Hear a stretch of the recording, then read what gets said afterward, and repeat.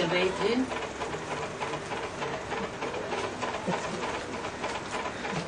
ईश्वर कह करके आप पूजा करवाते हैं अथवा शिवो हम कहते हैं, वो है बड़े से बड़े कांटे।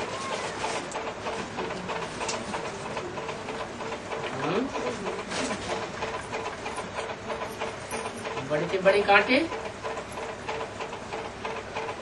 कौन? जो अपन को शिवो हम कहते हैं। एक तो ये बात बताई, दूसरी तरफ बताया कि मैं किस में प्रवेश करता हूँ, वो तो काम ही कांटा हुआ। एक होता है कांटा और एक होता है फूल। इसका मतलब जिसमें प्रवेश करता हूँ मुकर्रर रूप से, वो दुनिया का बड़े से बड़ा कांटा हुआ, और उसको आकर के बड़े से बड़ा क्या बनाता हूँ? फूल बनाता हूँ। माने दुनिया का सबसे जास्ती दुख देने वाला कौन हुआ? कहते हैं बच्चे तुम्हारा बाप आया हुआ। बच्चे तो नंबर बार है ही दुखदाई, लेकिन बाप वो सबका बाप है। जो भी दुख देने वाले बच्चे हैं, रावण समान बच्चे हैं, रुलाने वाले को रावण कहा जाता है। उन रावण जैसे बच्चों को भी रुलाने वाला। क्यों? ऐसी क्या दरकार पड़ गई? कांटे से कांटा निकाला जाता है, विष से विष मारा जाता है, लोहे से लोहा काटा जाता है। तो ये जो दुनिया बड़े से बड़े कांटों की दुनिया हो गई है, इस कांटों की दुनिया को, कांटों को निकालने के लिए क्या चाहिए? बड़े से बड़ा कांटा चाहिए।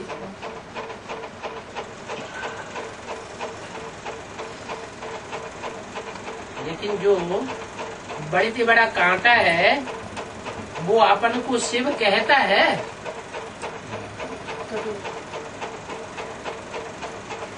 तो उन गुरुओं में जो अपन को शिवो हम कहते हैं, ब्रह्मास्मि कहते हैं, और इस बड़े से बड़े कांटे में क्या अंतर हुआ? कभी नहीं कहते हैं कि मैं शिव। वो हिरण्यकश्यप बनते हैं। कौन? जो अपन को शिवो हम कहलवाते हैं और अपनी पूजा कराते हैं।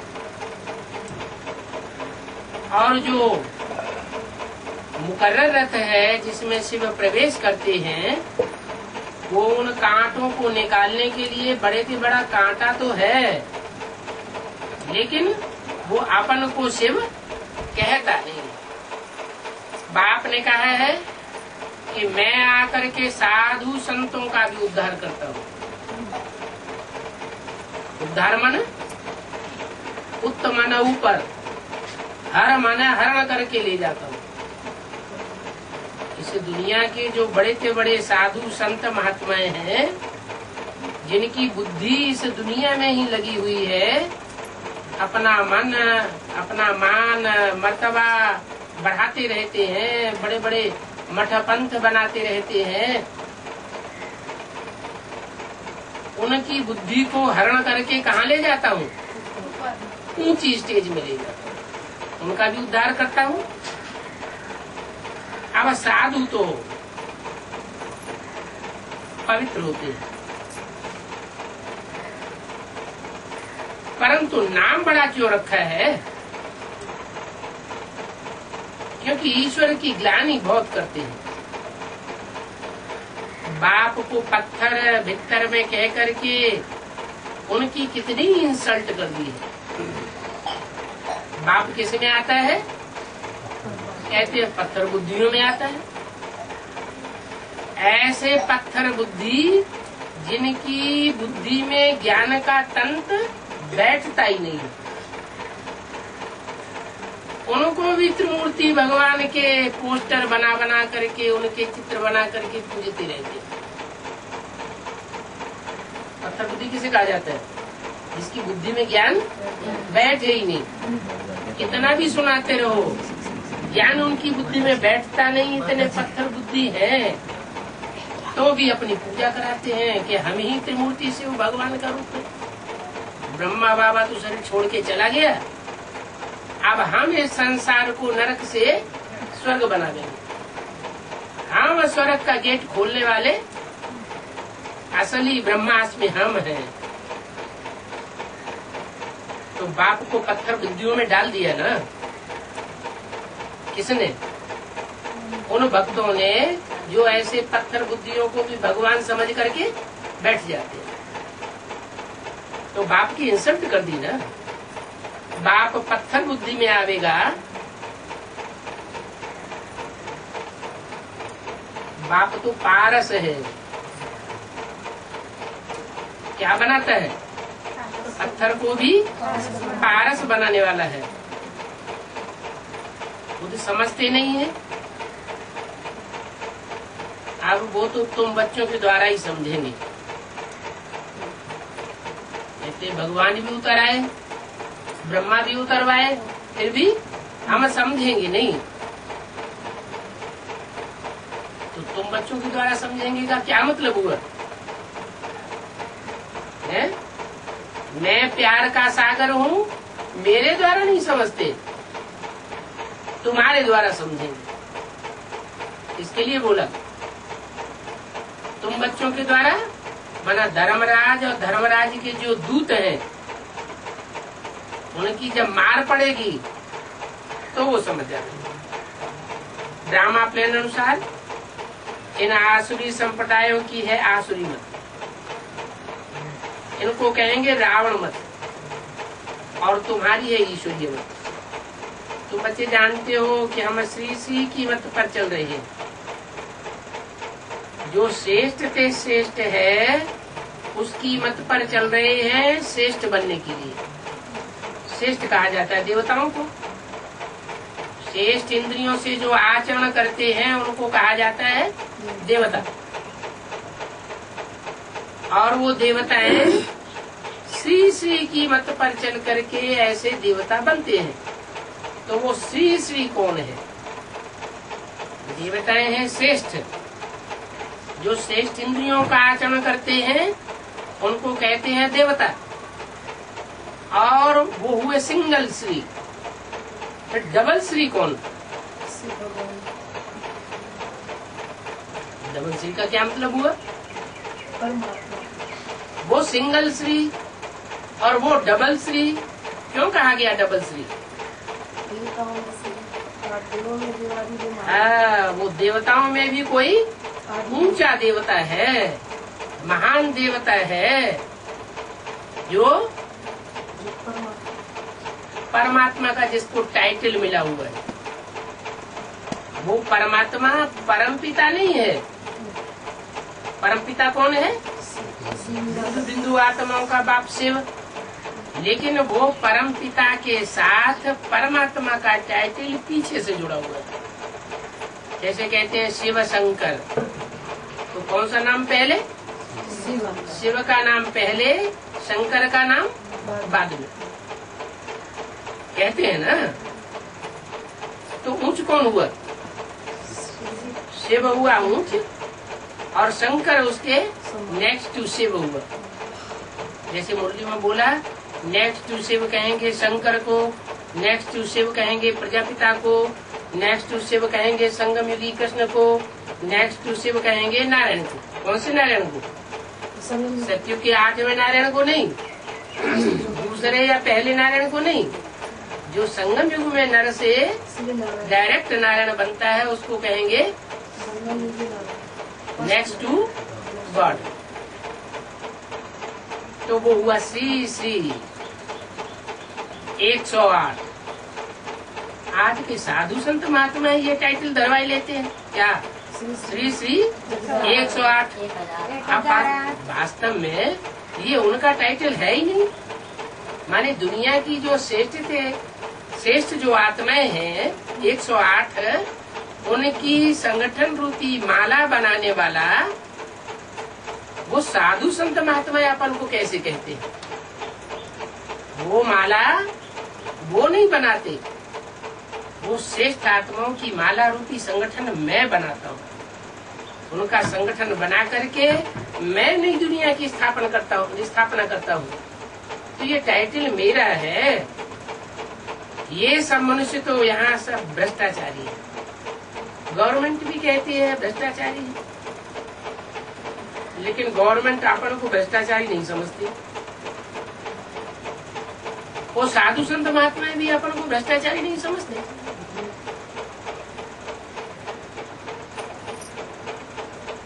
वास्तव में हम थे शिष्टाचारी, फिर भ्रष्टाचारी किसने बनाया? हम शिष्टाचारी थे, फिर भ्रष्टाचारी रावण ने बनाया। ये रावण कौन? मुरली में कहा ये गुरु लोग। ये जो गुरु लोग आते हैं, संसार के बड़े से बड़े गुरु बनकर के बैठते हैं। इब्राहिम आए, बुद्ध आए, क्राइस्ट आए, गुरु नानक आए, ये बड़े से बड़े गुरु आए, ये सब रावण संप्रदाय हो गए। अनेक प्रकार की मतें देने वाले। रावण को 10 सिर होते हैं, इसका मतलब क्या हुआ कि रावण अनेक प्रकार की मतें देने वाला है।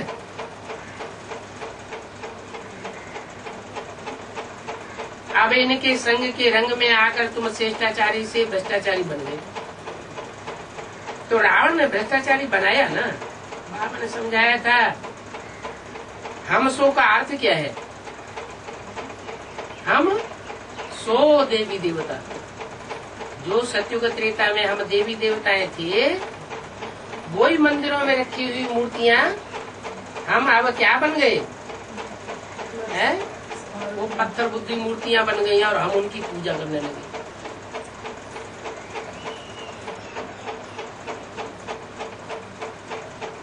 ये धारण करने योग्य बातें हैं।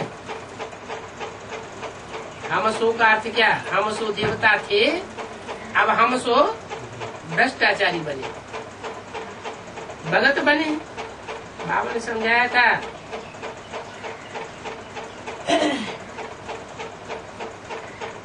और ये जो गुरु लोग समझाते हैं उसमें फर्क क्या है? रात दिन का फर्क है। तुम बच्चों की सिवाय और कोई इस फर्क को समझ न सके। तुम्हारा ही पार्ट है समझने का। क्या इनका पार्ट समझने का नहीं है? इनका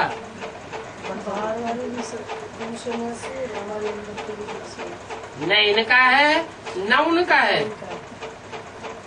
उन देहधारी धर्म गुरुओं का भी पार्ट नहीं है, इनका भी पार्ट नहीं है समझने का। इनका मानो ब्रह्मा का, जिनकी बाजू में मैं बैठ करके बोलता हूँ, मुरली चलाता हूँ, इनका भी पार्ट समझने का नहीं है। ये भी नहीं समझ सकते। मैं तुमको समझाता हूँ, ये तो बीच में सुन लेता है। क्या? इसलिए मैं इसको सुनाता नहीं हूँ, समझाता नहीं हूँ। समझाता तुमको हूँ, ये तो बीच में ऐसे ही सुन लेता है। तो किसको सुनाया जाता है? किसको समझाया जाता है? जो समझने योग्य हो उसको समझाया जाता है। तो तुम समझदार हो, तुम समझदार बच्चे हो, तुम इन बातों को समझते हो, तो बच्चों को अंदर में बहुत खुशी रहनी चाहिए कि बाप हमारे सामने आए हैं और हम बच्चे बेहद के बाप के सामने आए हैं। प्रजापिता ब्रह्मा के भी बहुत बच्चे हैं। भी क्यों लगा दिया?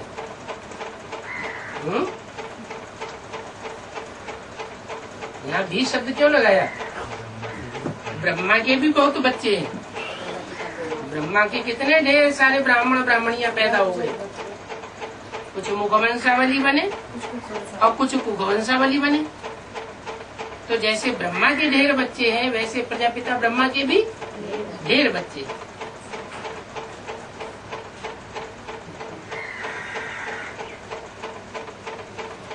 इनको भी बहुत बच्चे हैं ना, उनको कहेंगे बाप। इनको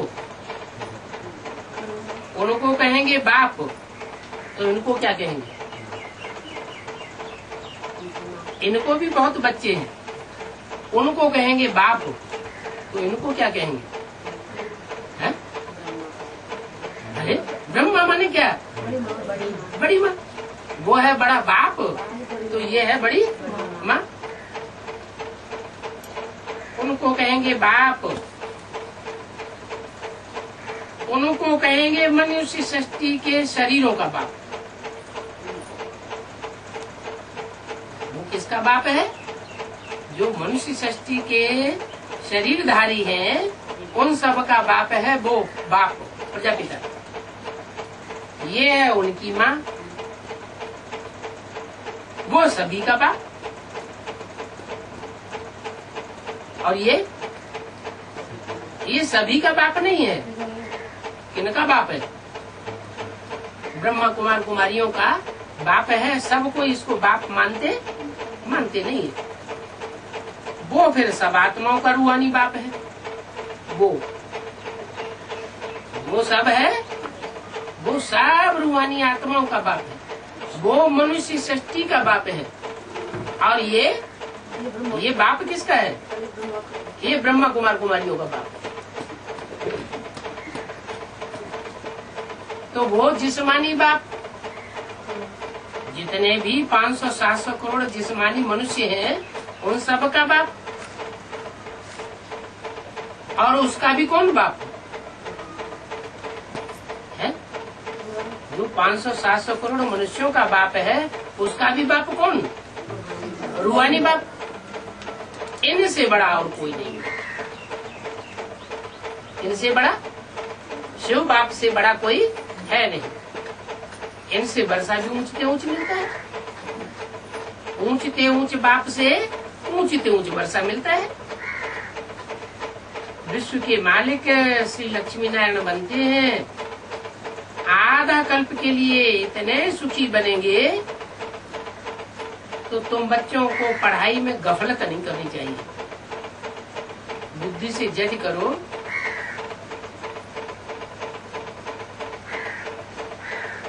कि ये जो कमाई तुम कर रहे हो, पढ़ाई पढ़ रहे हो, ये तुम्हारा कितना साथ देगी? ये पढ़ाई कितने जन्म साथ देगी? 21 जन्म तो साथ देगी। लेकिन जो पुरुषार्थ करने के संस्कार पड़ रहे हैं, कोई तो अलबेलेपन के संस्कार डाल रहे हैं, कोई तीव्र पुरुषार्थ के संस्कार डाल रहे हैं, कोई हाई जंप लगाने के संस्कार डाल रहे हैं। तो जो जैसे संस्कार डाल रहे हैं, वो संस्कार उनके 63 जन्म में भी कायम रहेंगे। क्या? मान लो बाबर था, छोटा सा सिपाही था, और कितना पुरुषार्थी निकला? सिपाही से ऊंचा चढ़ करके भारत का सम्राट बनकर के बैठ गया एक ही जन्म में। तो ये पुरुषार्थ के संस्कार कहाँ से भरे? ये तीव्र पुरुषार्थ के संस्कार संगम युग में भरे। तो विवेक कहता है, वो कमाई जो दुनियावी है, वो तो अल्पकाल क्षण भंगुर के लिए है, और ये कमाई तो तुमको जन्म जन्मांतर साथ देगी। 21 जन्म के लिए तो कमाई है ही, लेकिन 21 जन्म के आधार पर 63 जन्मों का भी हिसाब बन जाता है। इस तरफ भी ध्यान न देने से बहुत घाटा हो जाएगा। इस तरफ रूहानी पढ़ाई की तरफ ध्यान न देने से घाटा बहुत भारी हो जाएगा। जितना याद करेंगे, स्वदर्शन चक्रधारी बन बाप को याद करेंगे, उतनी कमाई होगी। क्या? कैसे याद करेंगे? साधारण याद करने की बात नहीं है। स्व माने आत्मा, दर्शन माने आत्मा के 84 जन्मों का दर्शन करना। चक्र मैंने 84 के चक्र में आत्मा कैसे कैसे चक्कर लगाती है, इस बात पर मनन चिंतन मंथन करना और अपने 84 जन्मों को खोद खोद करके निकाल लेना। हम आत्मा पार्टधारी है ना, तो वो पार्टधारी कैसा है जिसको अपने पार्ट का ही पता न हो। बाप कहते वो तो बेवकूफ पार्टधारी होता है जिसको अपने पार्ट का ही पता न हो। तो अभी हम क्या हुए हैं? नहीं तो 84 जन्म बताओ कौन कौन से हुए? तो धिंगा मस्ती हो गई।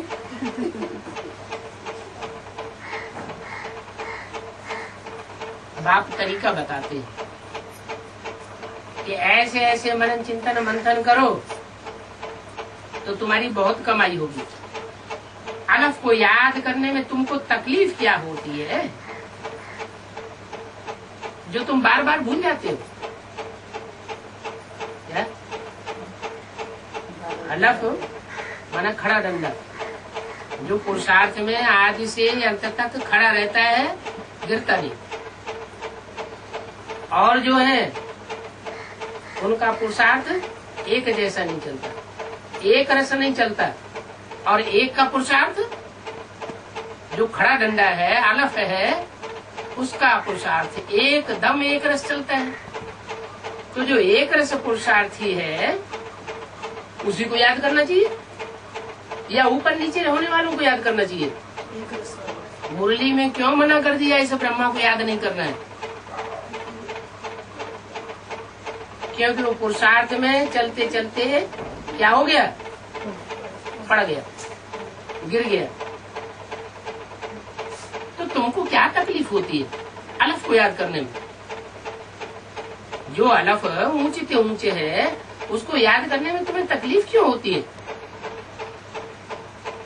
माया बड़ी पहलवान है, कितना बिघन डालती है। बाप कहते हैं सिर्फ अलफ और बे को याद करो। बाप को याद करने से हम तमो प्रधान से सतो प्रधान बन जाएंगे। अभी समय बहुत कम है, 70 साल हो गए कहते कहते। क्या समय बहुत कम है? धंधा धोरी करते करते अपने मासूक को तुम याद करेंगे तो भविष्य के लिए बहुत फायदा होगा। वो कमाई कितना साथ देती है। कितने पदमा पदमपति तुम बनते हो। वो जो दुनिया में पदमा पदमपति हैं, पदमपति सिंघानिया, टाटा, बिरला, तो तुम जानते हो कि वो कितने दिन चलेंगे? वो कितने दिन चलेंगे? वो तो इसी जन्म में हाँ होने वाले हैं। और तुम्हारी कमाई तो जन्म जन्मांतर चलने वाली है। उन पदमा पदमपति बनने वाले, मल्टी मिलियनर्स बनने वाले के जो पोते धोत्रे होंगे वो उनके धन का वर्षा नहीं पा सकेंगे। और तुम जो कमाई करते हो उसका वर्षा 21 जन्मों तक तुम्हारे पोत्रे धोत्रे खोत्रों को मिलता रहेगा। एक के बाद एक। पहला लक्ष्मी नारायण, उसका बच्चा, दूसरा लक्ष्मी नारायण, उसका बच्चा, तीसरा लक्ष्मी नारायण, उसके बच्चे, चौथा लक्ष्मी नारायण, तो सब हो गए ना। 21 जन्म तक वो कतार लगी रहेगी। वो जो दुनिया भी पदमा पदमपति है, मल्टी मिलियनर है, उनके पोत्रे धोत्रे उनकी मिल्कियत प्राप्त नहीं कर पाएंगे, क्योंकि तुम जानते हो कि अब तो विनाश होने वाला है। वो लोग समझते हैं हमारी वंशावली बहुत सुखी होगी क्योंकि हमने बहुत धन कमा के रखा हुआ है। तुम जानते हो ये उनका कमाया हुआ धन सारा मिट्टी में मिल जाने वाला है, क्योंकि आज की दुनिया में कोई सच्ची कमाई करता ही नहीं है। क्या जितने भी करोड़पति अरबपति बन रहे हैं वो सब झूठी कमाई से बन रहे हैं या सच्ची कमाई से बन रहे हैं? झूठी कमाई से बन रहे हैं। वो सुखी रहने वाले नहीं हैं। हमारी वंशावली तो बहुत सुखी होगी। हाँ, उन मल्टी मिलियनर्स में कोई हमारे कुल का बिरला होगा तो पिछाड़ी में आकर वो भी गरीब बन जाएंगे और गरीब बन करके ईश्वरीय ज्ञान उठाए लेंगे। जब तक उनको बड़ेपन का अहंकार है तब तक ईश्वरीय ज्ञान नहीं उठावेंगे। जब गरीब बन जाएंगे तो ईश्वरीय ज्ञान को उठा लेंगे। बाप का परिचय लेंगे परंतु गरीब बनेंगे। अभी बाप तो गरीब निवास बनकर के आया हुआ है ना, तो उनको भी गरीब बनना पड़े। अच्छी रीति पुरुषार्थ करने से राजाई में वर्षा पा सकते हैं।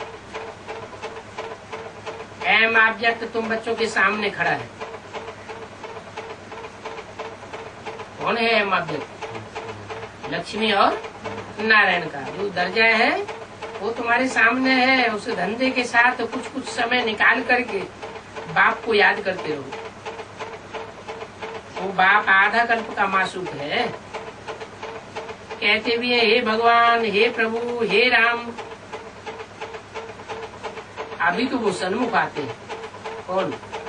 प्रभु, हे राम, हे भगवान। अभी वो सन्मुख आते हैं। वो हर 5000 वर्ष बाद सन्मुख आते हैं। ऐसे नहीं इसी जन्म में, कल्प कल्प आखिरी जन्म में सन्मुख आते रहेंगे। कहते हैं मैं भारत को यह लक्ष्मी नारायण बना करके गया था। क्या भारत जो भ्रष्टाचारी बन गया था, उस भ्रष्टाचारी भारत को मैं यह लक्ष्मी नारायण बना करके गया था। अभी फिर आया हूँ। कल लक्ष्मी नारायण बना के गया, आज ये रंग हो गए। अभी मैं फिर आया हुआ हूँ, कल ये फिर क्या बन जाएंगे? फिर रंग से राजा महाराजा बन जाओगे। तुम भी कहते हो बाबा हम आपसे ये वर्षा लेंगे, इतना ही वर्षा लेंगे, कम नहीं लेंगे। तुम क्या कहते हो? लक्ष्मी नारायण को जो आपने वर्षा दिया है वही वर्षा हम भी लेंगे। भले हमारे बच्चे आदि भी तुम संभालो। सिर्फ बाप को याद करो और पावन बनो और सुदर्शन चक्र फिराओ तो तुम सतयुग में ऊंच पद पा लेंगे। बाप का परिचय दो। 100 लोग बाप का परिचय सुनेंगे, उनमें से कितने निकलेंगे? 1 निकलेंगे। तो जिन 100 को तुमने संदेश दिया वो बेकार चला गया क्या? क्यों? जिन 100 को संदेश दिया वो तुम्हारी प्रजा बन जाएगी। प्रजा को कोई पुरुषार्थ करना नहीं होता, वो सिर्फ संदेश लेते हैं। और जो पुरुषार्थ करेंगे 100 में से 1, वो राजकुल में आ जाएंगे।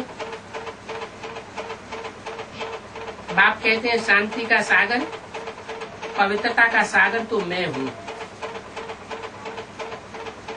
लक्ष्मी नारायण को ज्ञान सागर नहीं कहेंगे। और लक्ष्मी नारायण को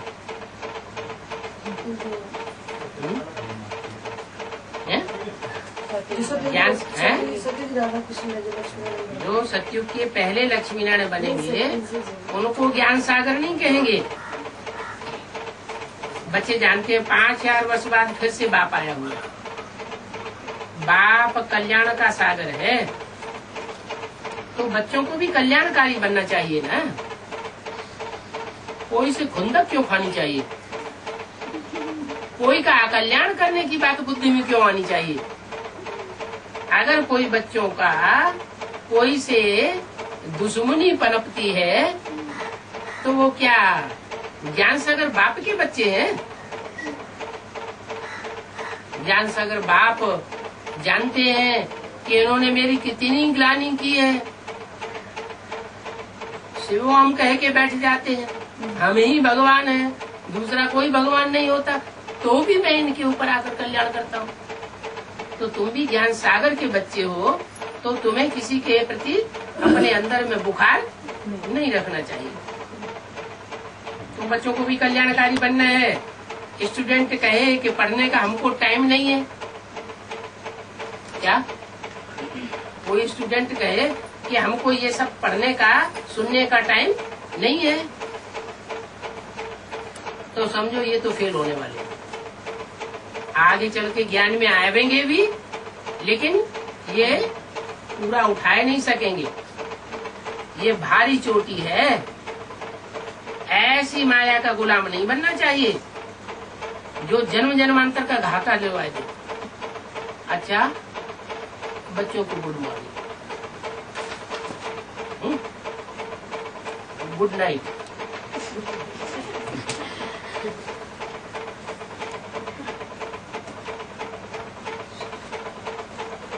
अगली वाणी है 9 अप्रैल 1967 का रिकॉर्ड चला है। तुम्हें पाके हमने जहां पा लिया है। किसे पाकर? तुम्हें माने किसे? ऐसी कौन सी चीज है जिसे पा लिया जाए तो जैसे पूरी दुनिया मिल गई है? जिससे हमारे सर्व संबंध नहीं, बरगद इतना बड़ा वृक्ष होता है, विशाल वृक्ष। बरगद को तो कोई नहीं उठा सकता, लेकिन बरगद का बीज मिल जाए तो बुद्धि में आ जाता है कि बीज मिल गया तो जैसे हमको सारा वृक्ष मिल गया। तो ऐसे ही ये इतनी बड़ी दुनिया, उसको कहते हैं जहान। वो जहान हम कैसे पालेंगे? जो जहान का बीज है, बीज माना बाप, जो विश्व पिता है वो हमको मिल जाए तो जैसे सारा विश्व हमको मिल गया। तो यह बात किन्होंने कही कि तुम्हें पाके सारे जहान की राजाई पाली। अभी तुम बच्चे स्टूडेंट भी हो, बच्चे भी हो, टीचर के स्टूडेंट हो और बाप के बच्चे हो। तुम जानते हो कि बेहद का बाप हम बच्चों को विश्व का मालिक बनाने के लिए आए हैं। उन बाप के सन्मुख हम बैठे हैं। क्या ये कौन जानता है? तुम बच्चे जानते हो। तुम किसको कहा जाता है? जो सन्मुख बैठते हैं उनको कहा जाता है तुम। जो बाजू में बैठता है उनको कहा जाता है यह। जो दूर बैठते हैं उनको कहा जाता है वह। तो तुम बच्चे जानते हो कि हम राजयोग सीख रहे हैं और विश्व का क्राउन प्रिंस हम बनने वाले हैं। न यह बनेंगे विश्व के मालिक, विश्व के प्रिंस यह नहीं बनेंगे। यह माना कौन है? यह कौन बाजू में बैठने वाले है? ब्रह्मा। ये ब्रह्मा जो बाजू में बैठने वाला है ये विश्व का क्राउन प्रिंस बनने वाला नहीं है। और इनकी सारी डिनास्टी, इनको फॉलो करने वाले जो बैठे हैं, ब्रह्मा कुमार और कुमारी कहलाने वाले, वो भी विश्व के प्रिंस क्राउन बनने वाले नहीं हैं, तुम बनने वाले। तो तुम्हारा कितना ऊंच मर्तबा है। तुम यहाँ पढ़ने आए हो। ये गीत तो भक्ति मार्ग का गाया हुआ है। कौन सा? तुम्हें पाके हमने जहां पा लिया है। अभी तुम बुद्धि से समझते हो इसका अर्थ कि हम विश्व के महाराज महाराज कुमारी बनेंगे। बाप है ज्ञान का सागर, सुप्रीम रूहानी टीचर, रूहों को बैठ पढ़ाते हैं। इसको नहीं पढ़ाते हैं। जो देव मान में बैठते हैं उनको नहीं पढ़ाते। देवान में रहने वालों को नहीं पढ़ाते, इसको पढ़ाते हैं जो आप स्टेज में बैठते आत्मिक स्टेज में रहने वालों को पढ़ाते हैं। तुम्हें टांगी पे से उड़ गई। मैं सुप्रीम रूहानी टीचर हूँ क्या? मैं छोटा मोटा टीचर नहीं हूँ, सुप्रीम टीचर हूँ। मेरे को कोई पढ़ाई नहीं पढ़ा सकता क्या? दुनिया में जितने भी टीचर्स हैं उन सब टीचर्स का भी मैं टीचर हूँ। कोई टीचर मेरे को पढ़ाई नहीं पढ़ा सकता, मैं सबको पढ़ाई पढ़ाता हूँ। मेरे को कोई पढ़ाई नहीं पढ़ा सकता, मैं सबका बाप हूँ। मेरा इस सृष्टि में साकार रूप में कोई बाप नहीं।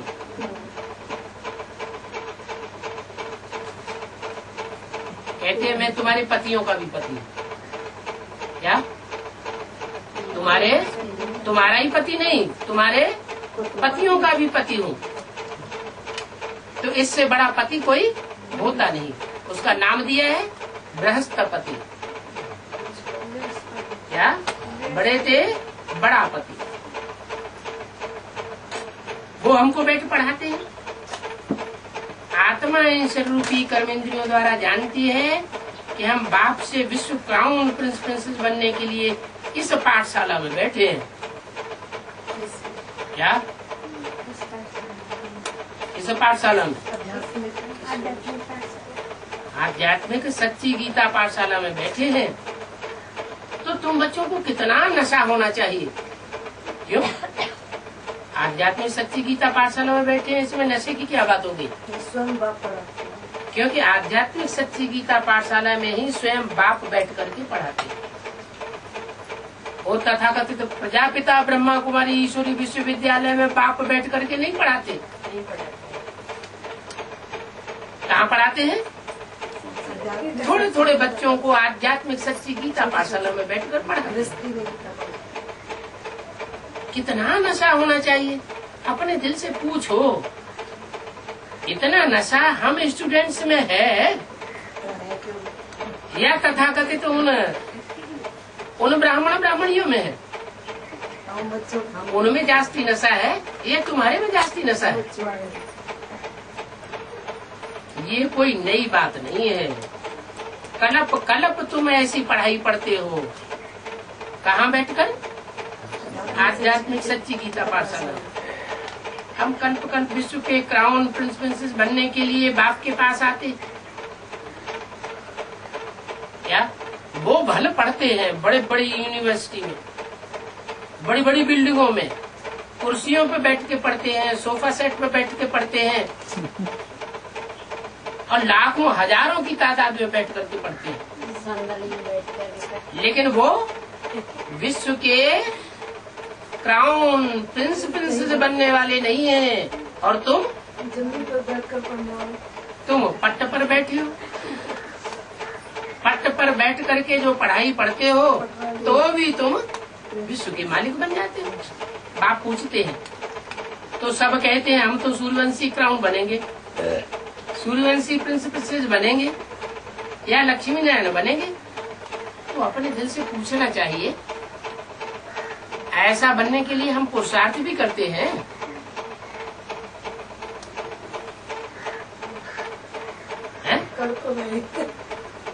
पुरुषार्थ कर रहे हैं। तो बाप सामने बैठे तो कैसे बैठे?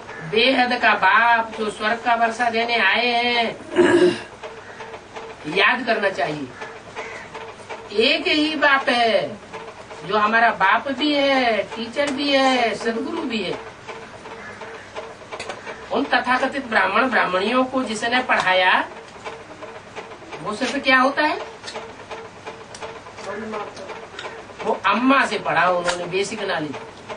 माँ होती है ना घर में, तो माँ बेसिक नॉलेज पढ़ाई सकती है, ऊंची पढ़ाई नहीं पढ़ाई सकती। तो उन्होंने तो सिर्फ बेसिक नॉलेज ली। और तुम बाप से वो नॉलेज पढ़ते हो जिससे विश्व के मालिक बनते हो। तो वो टीचर भी है और वो तुम्हारा सदगुरु भी। एक ही रूप में तीनों है, बाप भी है, टीचर भी है, सदगुरु भी है। तो जरूर हमको वर्षा भी उतना ऊंच देंगे। कितना ऊंच? जितना ऊंच वर्षा और दुनिया में कोई दे नहीं सकता। देखना चाहिए कि हमको इतनी खुशी है कि हम आज पढ़ते हैं और कल क्राउन प्रिंस बनेंगे, क्योंकि ये संगम है ना। अभी हम इस पार हैं और कल हम उस पार होंगे। उस पार मन अभी हम विषय वैतरणी नदी के इस पार हैं। विषय सागर जो संसार है उसके इस पार खड़े हैं। अब हमको पार होकर के जाना है। विषय सागर को क्रॉस करेंगे और हम क्षीर सागर में पहुंच जाएंगे। वहां तो सर्वगुण संपन्न 16 कला संपूर्ण बन करके ही जाएंगे। ये विषय सागर क्रॉस करेंगे तो क्या बन जाएंगे? सर्वगुण संपन्न देवता बन जाएंगे, 16 कला संपूर्ण बन जाएंगे। तो अपन से पूछना चाहिए हम ऐसे लायक बने हैं कैसे? ऐसे लायक क्या क्या बताया? सर्वगुण संपन्न 16 कला संपूर्ण संपूर्ण अहिंसक मर्यादा पुरुषोत्तम बने हैं। अपन से पूछना होता है ना। एक नारद भक्त की बात नहीं है क्या? तो उसके सामने कोई ने शीशा रख दिया, देखो तो अपना चेहरा देखो, तुम लक्ष्मी को भरने लायक हो। वो कूद कूद के लक्ष्मी के सामने जाता था। लक्ष्मी वरमाला लिए चक्कर लगा रही थी, किसको गले में डालूं? तो वो नारद भक्त लक्ष्मी के सामने जाके खड़ा हो जाता था बार बार। लक्ष्मी मुंह फेर के दूसरी तरफ चली जाती थी। तो कहा आरसी में देखना चाहिए ना। तो हमें कौन सी आरसी मिली? ये हमें ज्ञान दर्पण मिला है। ज्ञान दर्पण में देखना चाहिए ना कि हम इतना पुरुषार्थ करते हैं, नहीं करते हैं तो तुम सब अभिभक्त हो। ज्ञान सागर के ज्ञानी बच्चे नहीं बने हो। अभी बाप तुमको भक्ति से छुड़ाते हैं। ये भक्ति की दुर्गति में पड़े हुए हो। तुम जानते हो हम बाप के बच्चे बने हैं, उनसे वर्षा लेना है। क्या कहा?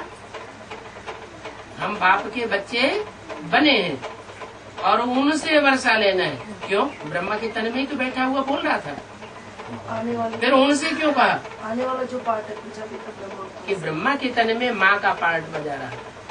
वर्षा माँ से नहीं मिलता, इसलिए बोला आगे आने वाला जो पार्ट है उससे उनसे वर्षा लेना है। विश्व का क्राउन प्रिंस बनने के योग्य हुए हैं। बाप कहते हैं भला अपने गृहस्थ व्यवहार में रहो।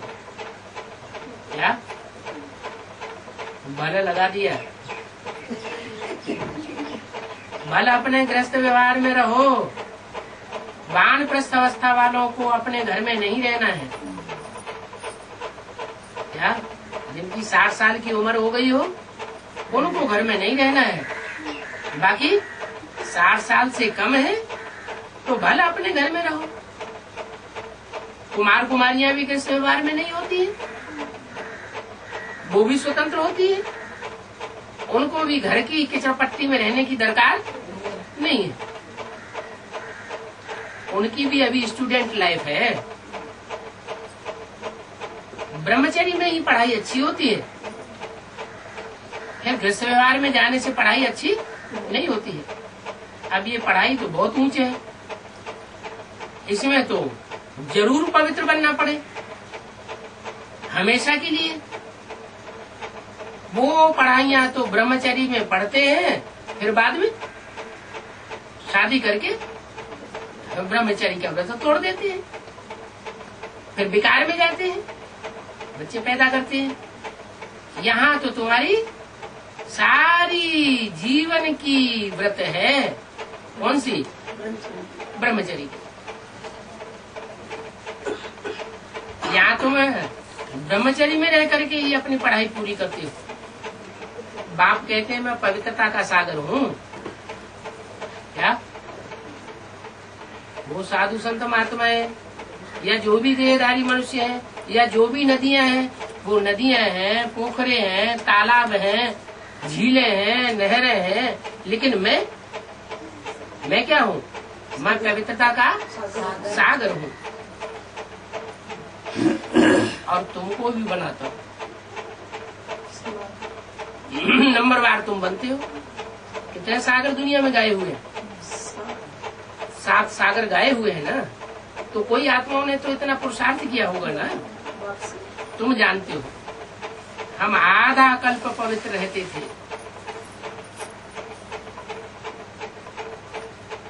आधा कल्प पवित्र रहे तो कौन हुए? जो पूरे आधा कल्प पवित्र रहते। Second Narayan, third Narayan, fourth Narayan, कौन आधा कल्प पवित्र रहते? जो पहले लक्ष्मी नारायण हैं, जो नर से डायरेक्ट नारायण बनते हैं, वो पूरे आधा कल्प पवित्र रहते। बरोबर बाप से प्रतिज्ञा की होगी, क्यों नहीं हम पवित्र बन करके और बना करके और फिर विश्व के मालिक बनेंगे। वो भी पवित्र रहेंगे और दूसरों को भी पवित्र बनावेंगे। कितना बड़ा पाप है भिखारी बनना।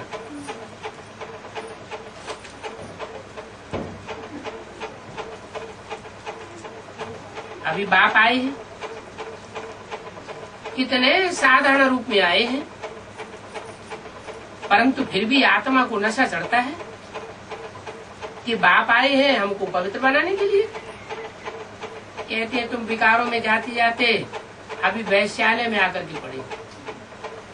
तुम सतयुग में पवित्र थे, ये राधा कृष्ण पवित्र क्राउन प्रिंसेस हैं।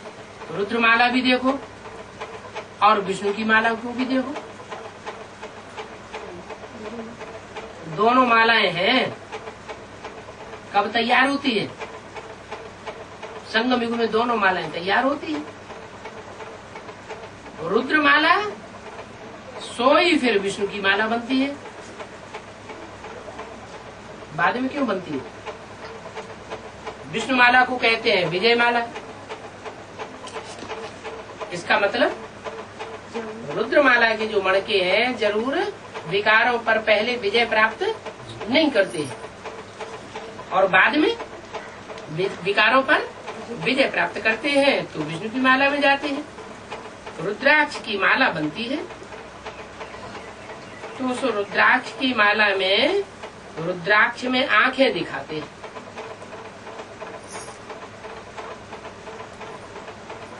मुख भी दिखाते हैं, मुख होगा तो आंख भी होगी। ऐसा ऐसा गिरा हुआ डंडा माना मुख है और उसमें ऐसी छोटी छोटी आंखें दिखाई जाती है। रुद्रमाला का सिर्फ दाना होता है।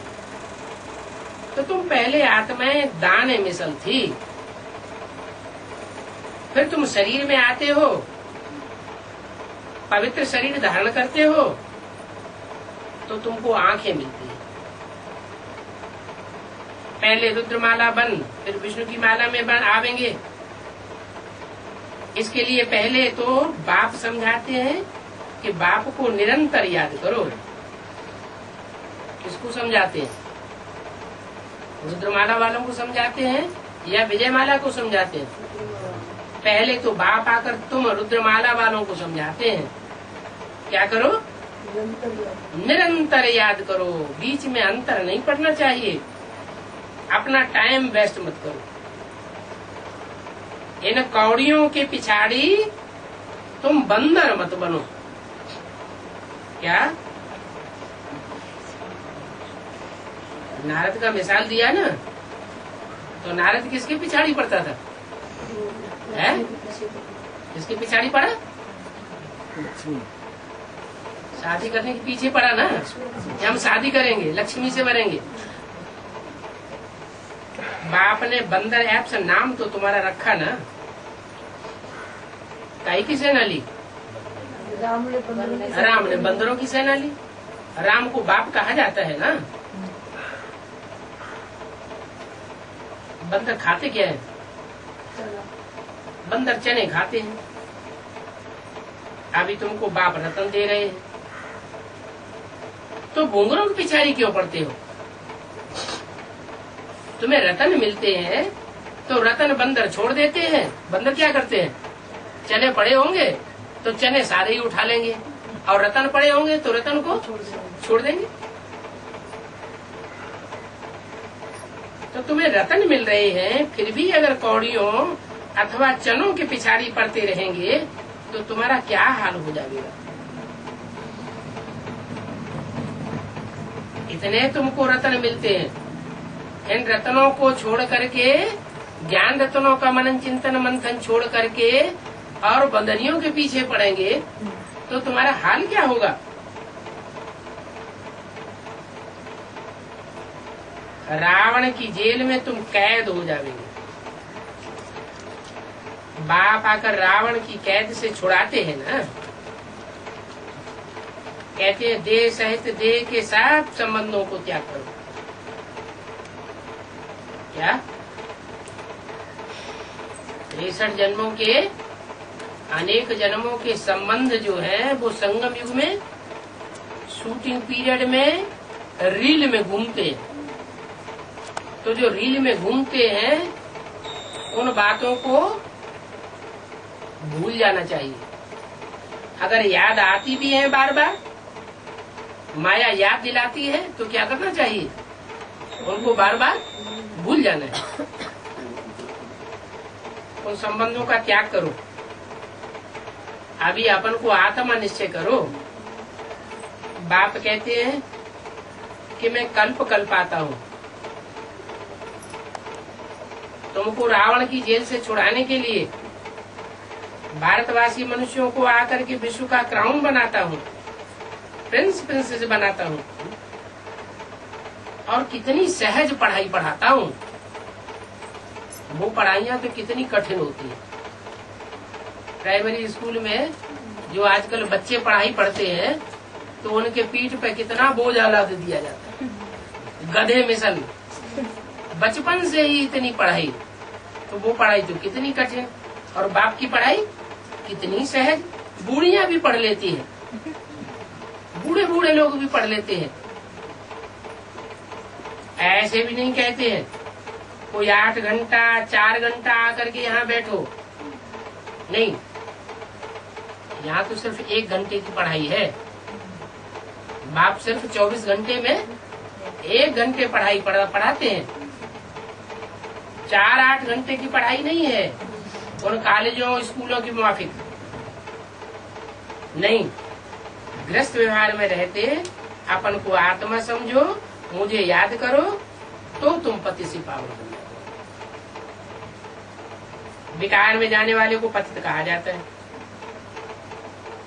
क्या? वि माना विपरीत, कार माना कार्य। जो विपरीत कार्य में जाता है, कौन सा कार्य? किसके विपरीत?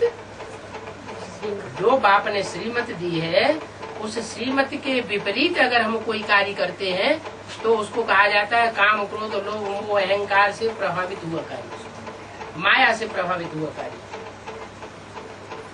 देवताएं पावन थे इसलिए उनकी महिमा गाते हैं।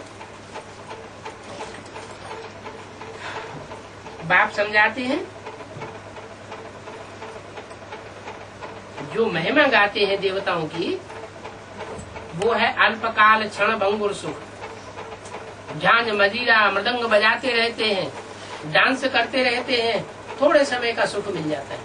साक्षात्कार होता है तो भी थोड़े समय का सुख मिलता है। सन्यासी ठीक कहते हैं। क्या सन्यासी क्या कहते हैं? क्या ठीक कहते हैं? वो कहते हैं सुख काग विष्टा समान।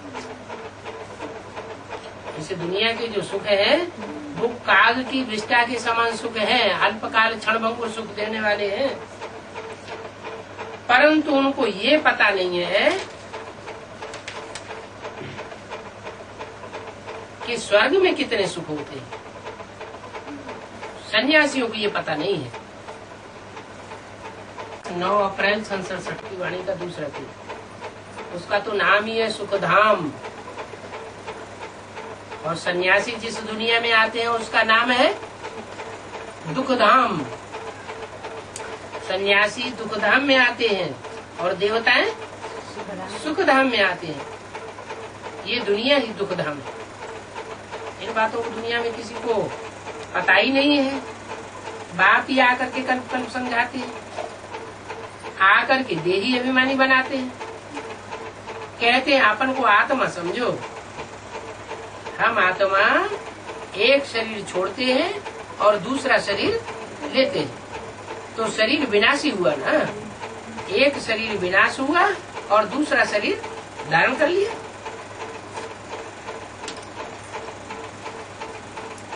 तुम आत्मा हो कि देह हो?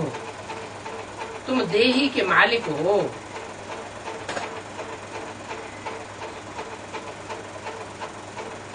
ये देह तुम्हारा मालिक नहीं है। 84 जन्म लेते लेते अभी तुम तमो प्रधान बन गए हैं।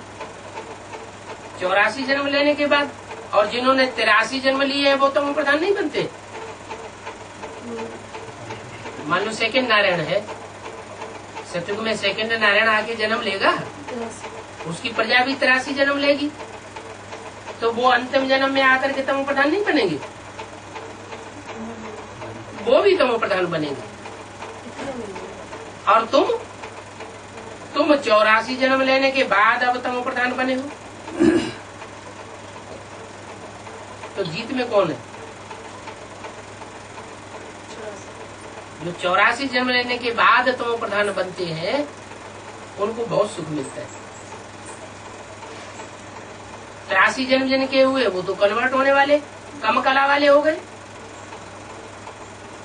तुम्हारी आत्मा और शरीर दोनों पतित बन गए। देह अभिमानी बनने के कारण तुमसे पाप हुए हैं। अभी तुमको देही अभिमानी बनना है। कितने जन्म के लिए? 21 जन्म के लिए देही अभिमानी बनना है। मेरे साथ वापस घर चलना है। आत्मा और शरीर दोनों को शुद्ध बनाने के लिए बाप कहते हैं क्या? क्या कहते हैं? तथाकथित ब्राह्मण क्या कहते हैं? आत्मा और शरीर दोनों शुद्ध बनेंगे इस जन्म में, या सिर्फ आत्मा पावन बन करके शरीर छोड़ के चली जाएगी? आत्मा पावन छोड़ेगी दूसरे जन्म में। उनका कहना है कि जैसे ब्रह्मा बाबा पुरुषार्थ करते करते शरीर छोड़ के चले गए, आत्मा उनकी पावन बन गई और शरीर इस जन्म में पावन बन नहीं सकता। लेकिन बाप क्या कहते हैं? इसी जन्म में इसी शरीर। बाप कहते हैं आत्मा और शरीर दोनों को शुद्ध बनाने के लिए बाप राय देते हैं मन मना भव। ये ऐसा मंत्र है जिससे तुम्हारी आत्मा भी शुद्ध बनेगी और आत्मा रूपी बीज शुद्ध बनने के बाद तुम्हारा शरीर भी निरोगी कंचन काया बनता जाएगा। उसी जन्म में बनेगा या अगले जन्म में बनेगा? इसी जन्म में कंचन काया बनेगा। अगर तुम्हारा इसी जन्म में कंचन काया न बने तो ब्रह्मा सरस्वती जैसे बच्चे और उनके फॉलोअर सब वो तथाकथित ब्राह्मण ब्राह्मणियां वो सतयुग में जाके प्रिंस प्रिंसेस के रूप में तुमसे जन्म कैसे लेंगे? पहले जन्म देने वाला पवित्र बनेगा या जन्म लेने वाला पवित्र बनेगा? जन्म देने वाला रचयिता पहले पवित्र होना चाहिए। गीता में भी अक्षर है। बाप ने कब आकर के राजयोग सिखलाया, ये बात दुनिया नहीं जानती। ऐसे शास्त्रों में लिखा हुआ है कि 5000 साल हुए महाभारत युद्ध हुआ। भगवान ने महाभारत युद्ध कराया। भगवान ने आकर के गीता ज्ञान दिया कितने साल पहले? 5000 साल पहले। फिर कृष्ण को कहाँ डाल देते? द्वापर में डाल देते, तो सब गड़बड़ घोटाला होगा। वास्तव में कृष्ण द्वापर में तो आता ही नहीं, वो तो आता है कलयुग के अंत में। माना 5000 साल कलयुग, कलयुग की बात उनकी बुद्धि में नहीं है। उनकी बुद्धि में है क्या कि ये जो कलयुग चल रहा है, इस कलयुग से पहले महाभारत युद्ध हुआ, द्वापर युग के अंत में। और द्वापर युग के अंत में भगवान ने आकर के गीता ज्ञान सुना करके पापी कलयुग की स्थापना कर दी। तो भगवान आकर के पापी युग की स्थापना करेगा क्या? भगवान बाप आकर के तो स्वर्ग की स्थापना करते हैं। सत्य बाप आवेंगे तो सत्युग की स्थापना करेंगे या झूठखंड स्थापन करेंगे? क्या स्थापन करेंगे? सत्य बाप सत्युग की स्थापना करेंगे। और किन बच्चों के द्वारा? सच्चे बाप के जो सच्चे बच्चे होंगे, सच्चा पोता मेल देने वाले होंगे, उनके द्वारा सत्युग की स्थापना करेंगे। अगर झूठा पोता मेल देने वाले हुए तो वो सत्युग की स्थापना के निमित्त नहीं बन सकते। काहे का पोता मेल है कि नाई ने हमारे बाल कितने काट लिए, ये बताना है। कौन सा पोता मेल? विकारों का पोता मेल, तन का पोता मेल। तन के अंदर ही विकार है। और धन का पोता मेल, और मन के अंदर जो दुष्ट संकल्प आते हैं उनका पोता मेल, तो वो भी बताया। अपना सच्चा पोता मेल देने वाले कोई कोटों में एक है। सब बच्चे अपना सच्चा पोता मेल देते नहीं। ओम शांति।